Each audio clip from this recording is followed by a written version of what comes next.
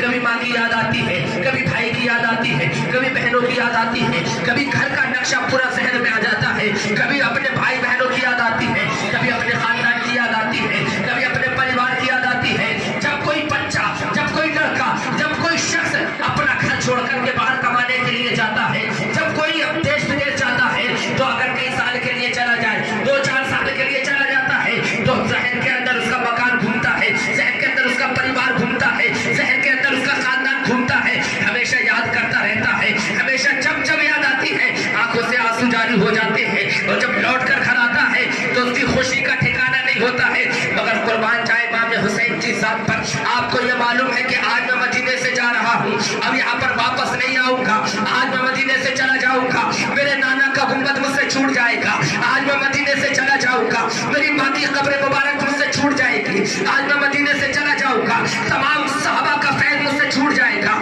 آج میں مدینے سے نکل جاؤں گا تو میرا بچپنا یہاں پر جہاں پر میں نے گزارا تھا، آج وہ گلیاں مجھ سے چھوٹ جائیں گی، آج وہ مکانات مجھ سے چھوٹ جائیں گی، آج وہ صحرا مجھ سے چھوٹ جائے گا، آج وہ وادیاں مجھ سے چھوٹ جائے گا۔ کس لیے امام حسین نے مدینہ منورہ کو چھوڑا؟ اس لیے چھوڑا تھا جو یزید و پلید ملک شام میں تخت پر بیٹھا تھا، امام حسین سے کہتا تھا کہ میری بیعت کو قبول کر لیا جائے، اس نے مدینے میں اعلان کروا دیا، مکے میں اعلان کروا دیا، یزید پلید جب تک حضرت امیر معاویہ تخت نشین رہے، یہ یزید صحیح رہا تھا، اور جیسے ہی حضرت امیر معاویہ اس دنیا سے پرواز کر گئے، انتقال کر گئے، اور یزید جیسے ہی تخت پر بیٹھا، اس نے شراب کو عام کر دیا۔